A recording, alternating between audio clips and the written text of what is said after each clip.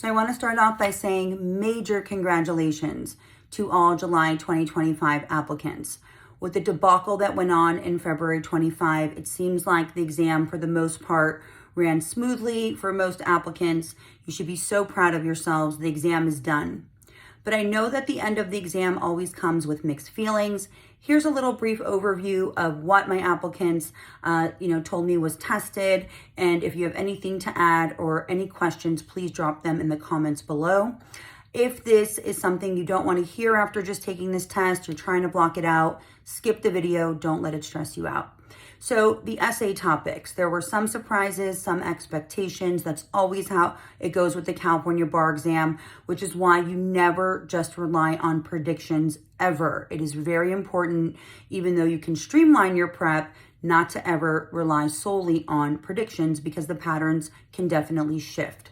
So expected areas that came up are business organizations, of course, PR, and torts. We knew those were coming up and highly expected. Wills and trusts, not so much. We had an essay last bar on it. And then there was this doozy, this con law essay. That's the one I call the wrench essay, the one that kind of comes in that the room goes silent in the exam rooms. A lot of applicants kind of get a little bit thrown off. So if you had a hard time with that essay, don't worry about it. I bombed essay 2 on my bar and I still passed my first time. You don't have to be perfect on every single essay. So block it out and think positive. I'm sure you did great.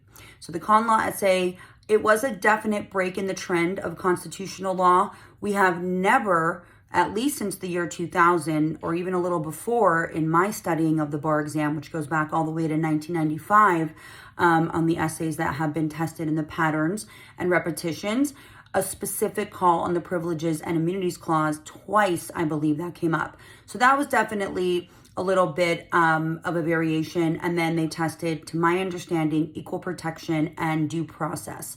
So again, that essay did seem a little bit out of character. If you hadn't seen something like it in your preparation, you may have struggled with it a little bit. It's okay. Just let it go and think positive. The exam's over. What can you do now? But again, you can totally still pass this test without doing great on every single essay.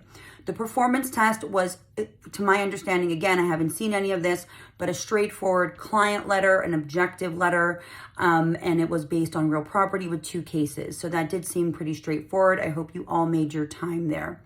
I haven't heard a ton of feedback on the multiple choice, so I would love your comments. Drop a comment below. Let me know, how are the MBEs? If you took February, were they correlative? Were they easier? How did you feel in terms of your preparation? I'd love some feedback there. So it doesn't tell you too much. This is just a general overview, still in line with California being a pretty difficult exam, especially in the content that is tested and the amount that you have to know. I'm sure you are all exhausted. I felt it myself this weekend too. So I did a major recharge, which felt great, but now it's back to business. And for 2026 applicants, it is time to get started. There is so much information to know. And as these topics that were tested on the essays and the performance test, and of course the multiple choice teach us, is that there never seems to be enough time when you're preparing for an exam of this magnitude. So let's get started. I released all those early bar prep workshops that we're going to be doing. I'll be talking about those a lot this week.